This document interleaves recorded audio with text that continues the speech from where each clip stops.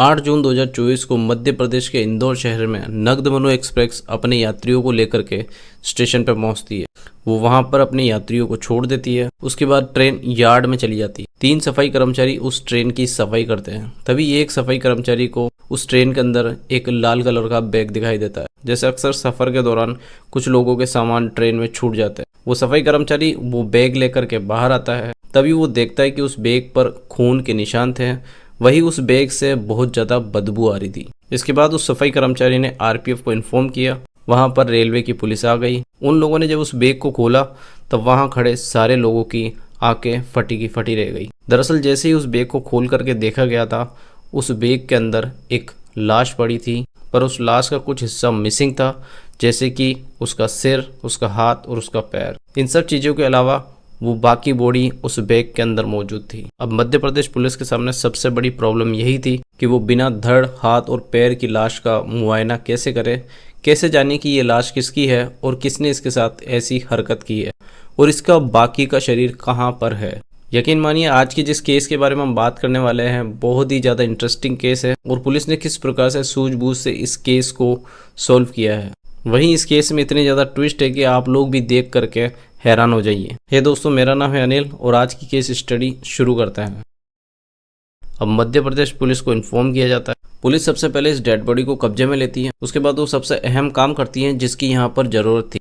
Police वालों ने ये पता लगाया कि ये ट्रेन किस किस स्टेशन से होकर के यहाँ गुजरी है, उस सारे ही स्टेशन का पता लगाया जाए और ये ट्रेन जिस जिस स्टेशन से आई है वहाँ पर अगर किसी की मिसिंग रिपोर्ट लिखाई जाती है तो एमपी पुलिस को इस बारे में इन्फॉर्म किया जाए। अब इस घटना को 2 दिन हो जाते हैं और ये केस ऐसा ही चलता रहता है। अब तारीख थी 10 जून 2024 को योगनगरी ट्रेन ऋषिकेश पहुंचती है। वहां पर कुछ लोग आरपीएफ को इन्फॉर्म करते हैं और बोलते हैं कि वहां पर एक बैग पड़ा है जिसमें से बदबू आ रही है। आरपीएफ पुलिस तुरंत वहां पहुंचती है और उस बैग को कब्जे में लेती है। जब उस बैग को खोल करके देखती है तो उनके होश उड़ जाते हैं। दरअसल उस बैग के अंदर एक महिला का सर, हाथ और पैर मिले और वो बैग बहुत ज्यादा बदबू मार रहा था। अब इस बैग में पड़ी लाश के पार्ट कहीं इंदौर में मिले, बाकी शव की तो नहीं। इस बारे में पुलिस पता लगाती है और एमपी पुलिस को इन्फॉर्म करती है। ऋषिकेश पुलिस वो धड़, हाथ और पैर के पार्ट एमपी पुलिस को इंदौर भेजती है। इसके बाद इस धड़ और शरीर की जांच की जाती है और पता लगाया जाता है कि ये महिला वही है या फिर कोई और है।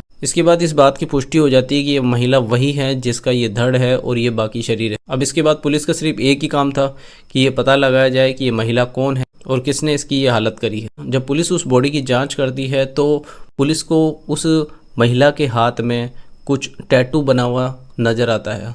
उस टैटू के अंदर उस महिला के हाथ पर कुछ नाम लिखा हुआ रहता है। उस महिला के हाथ पर लिखा होता मीराबेन गोपाल भाई, मतलब कि मेरे भाई का नाम गोपाल है। अब पुलिस इस चीज़ की जांच करने लगती है और ये पता लगाती है कि ऐसा कौन सा इलाका है जिसके अंदर इस प्रकार का टैटू बनाया जाता है और उसके ऊपर इस प्रकार का अपने भाई का नाम लिखा जाता है। तभी पुलिस को ये पता चलता है कि एमपी और गुजरात के टच में जो गांव है उस गांव में ये प्रथा है कि लड़की अपने भाई का नाम अपनी कलाई पे लिखवाती है। तभी पुलिस को जांच करते करते पता चलता है कि एमपी और गुजरात के पास में गांव है जिसका नाम है माऊ। वो महिला माऊ गांव के रहने वाली है।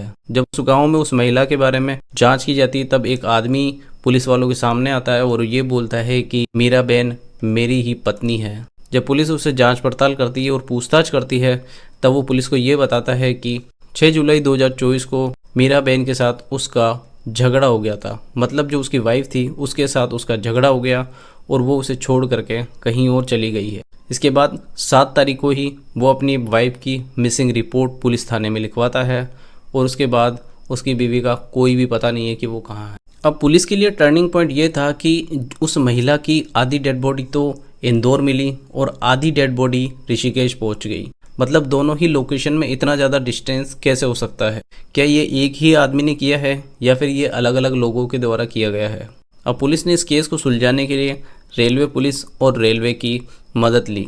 पुलिस ने रेलवे से ये इन्फॉर्मेशन मांगी कि ये दोनों ही ट्रेन कहीं बीच में एक जगह जाकर के मिलती है क्या। तभी आरपीएफ के द्वारा पुलिस को ये इन्फॉर्मेशन मिलती है कि उज्जैन के अंदर ये ट्रेन एक ही समय पर खड़ी रहती है। अब पुलिस को ये शक हुआ कि कहीं ना कहीं हो सकता है कि ये जो सारा काम हुआ है वो उज्जैन के अंदर ही हुआ है। इसलिए पुलिस ने उज्जैन रेलवे स्टेशन पे इन्फॉर्म किया और वहाँ पर 3 दिन की फुटेज उस रेलवे स्टेशन से मांगी, 6, 7 और 8। यहाँ पर पुलिस ने तुक्का मारा। पुलिस को ये कंफर्म नहीं था कि ये महिला की जो लाश है वो उज्जैन से ही इधर उधर हुई है।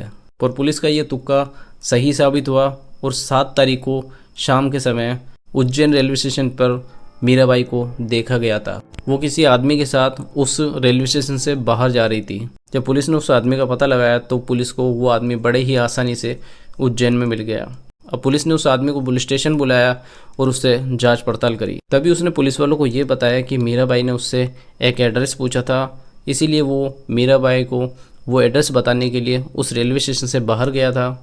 इस बात को पुलिस ने बड़ी ही आसानी से मान लिया कि हो सकता है कि शायद मीराबाई ने इससे एड्रेस पूछा था, इसी वजह से शायद ये बाहर गया था। पर पुलिस को कहीं ना कहीं उस व्यक्ति पे थोड़ा बहुत शक जरूर था। इसीलिए पुलिस इसके बाद उसके घर पहुंच जाती है। घर पहुंचने के बाद पुलिस को उस व्यक्ति की बीवी वहां पर मिलती है। पुलिस उस व्यक्ति की महिला को मीराबाई की फ़ोटो दिखाती है और उसके बारे में पूछती है। अब वो महिला कुछ बताना तो चाह रही थी पर वो कुछ भी बता नहीं पा रही थी। तभी पुलिस को ये पता चलता है कि वो गूंगी है और वो बोल नहीं सकती। इसके बाद पुलिस ने उससे बात करने वालों को बुलाया, जिसके बाद पुलिस को ये पता चला कि उसके ही पति ने मीराबाई को उसी के घर में मार करके उसे 2 बैग में भर करके यहाँ से लेके गया था। इसके बाद पुलिस ने उस व्यक्ति को तुरंत गिरफ्तार किया और उसे थाने ले गई। वहां पर जाकर के उससे पूछताछ करी। पूछताछ में उस आदमी ने यह कबूल किया है कि उस व्यक्ति ने ही मीराबाई का कत्ल किया है।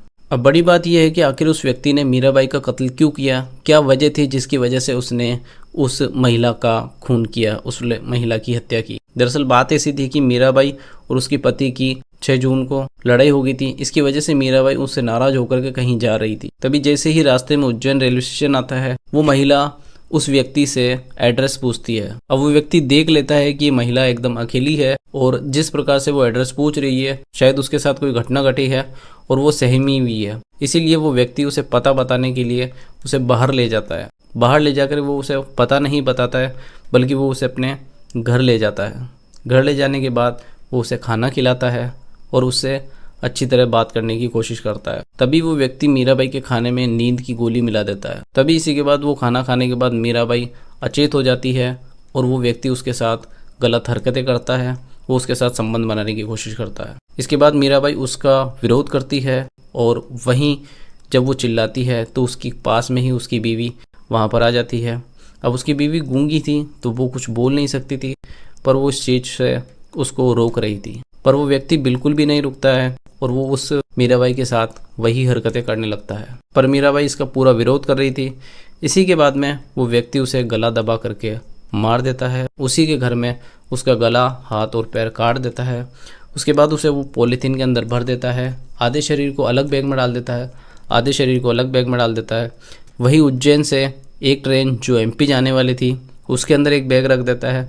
वहीं जो दूसरा बैग है ऋषिकेश जाने वाली ट्रेन में रख देता है। तो दोस्तों, आज की इस केस से आपको क्या जानकारी मिली, क्या सीख मिली, आप कमेंट बॉक्स में ज़रूर बताना।